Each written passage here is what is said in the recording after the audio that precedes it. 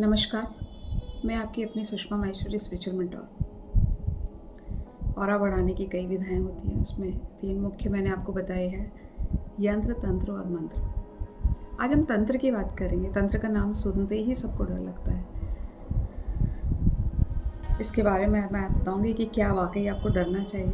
तंत्र से डरने की कोई बात नहीं है। इवन आप रोज़मर्रा की ज़िंदगी में जो करते हैं छोटी-छोटी, जैसे बच्चों का नज़र उतारना,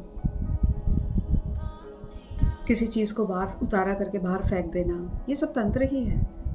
तंत्र मीन्स अपने तन को यंत्र बनाकर जो कर्म किया जाए, उसे तंत्र कहते हैं।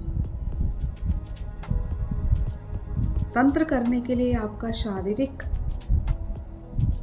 बल और शरीर बहुत शुद्ध होना चाहिए। उसका ध्यान रखें आप। कई कई घंटों तक बैठना पड़ता है। इतनी उसके अंदर शक्ति हो कि आप उस तंत्र के माध्यम से अपने इष्ट को पा सकें, अपने देवताओं को पा सकें। जब आप शरीर के साथ ध्यान और मेडिटेशन करते हैं और ध्यान लगाते हैं अपने इष्ट पर, तो आपको इष्ट मिलते हैं। वो तंत्र गलत होता है जो गलत समझ से, गलत सोच से किया जाए। आप अगर थोड़ा बहुत तंत्र सीखेंगे तो अपने छोटे छोटे कार्य आप उनसे कर सकते हैं। तंत्र मेनली 3 प्रकार का होता है: आगम तंत्र, यामल तंत्र और मुख्य तंत्र। आगम तंत्र में देवताओं की पूजा की जाती है और उससे कहीं ना कहीं देवताओं को आशीर्वाद मिलता है। यामल तंत्र में ज्योतिष भी आता है। यामल तंत्र में तंत्र जो है अर्थवेद जो है उसका हिस्सा है। तो ज्योतिष भी एक तंत्र है। जो आप छोटे छोटे रेमेडीज करते हैं, ये भी तंत्र का हिस्सा है। और राजा महाराजा जो राजधर्म और यज्ञ वगैरह किया करते थे, वो भी उसी का हिस्सा है। हालांकि ये रहस्यमय विधाएं हैं। इसमें आकर्षण, स्तंभन, वशीकरण,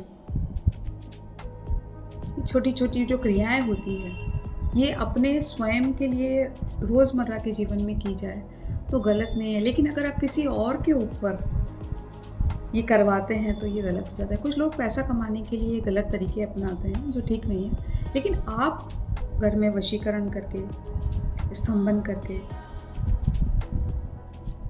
सीख करके अपने घर में कुछ चीज़ों को अच्छा कर सकते हैं। जैसे आपने वशीकरण किया, अपने बच्चे अगर आपकी बात नहीं मान रहे हैं तो थोड़ा सा एक ऐसी क्रिया कर ली, ऐसा कर लिया कि बच्चे वो आपकी अच्छी बात सुनने लगे। इसमें कुछ भी गलत नहीं है।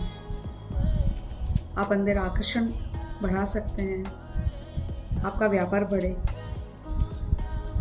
आप स्तंभन कर सकते हैं। अगर आपके गलत घर में कोई गलत व्यक्ति कोई घर में आ गया है, उसको आप नहीं चाहते हैं कि वो आए, या ऐसी कोई शक्ति आ गई है जो आप नहीं चाहते हैं कि आए, तो आप उसका स्तंभन कर सकते हैं। और ये छोटी छोटी विधाएं आप भी सीख सकते हैं अपने जीवन का अच्छा करने के लिए। तांत्रिक गुरु भी होते हैं। सबसे बड़े तांत्रिक तो शिव को कहा जाता है, जिन्होंने पार्वती जी को तंत्र साधना सिखाई थी। पुराने ज़माने में जब हथियार एक दूसरे पर चलाए जाते थे, उस पर भी कोई न कोई इस तरह का प्रयोग किया जाता था, उसे भी तंत्र कहते थे। तंत्र मोस्टली 3 तरीके से किया जाता है: वाम मार्ग, दक्षिण मार्ग और मध्यम मार्ग। ये सब आगे जब पढ़ेंगे आप कि वाम मार्ग क्या होता है, दक्षिण मार्ग क्या होता है, मध्यम मार्ग क्या होता है। लेकिन ऐसा नहीं है कि तंत्र सिर्फ असात्विक विधा ही है। सात्विक विधा है।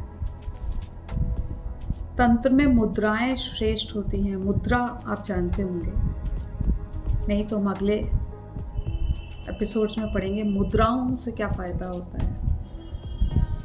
ध्यान, योग, मेडिटेशन, मुद्रा, ये सारा तंत्र का हिस्सा है।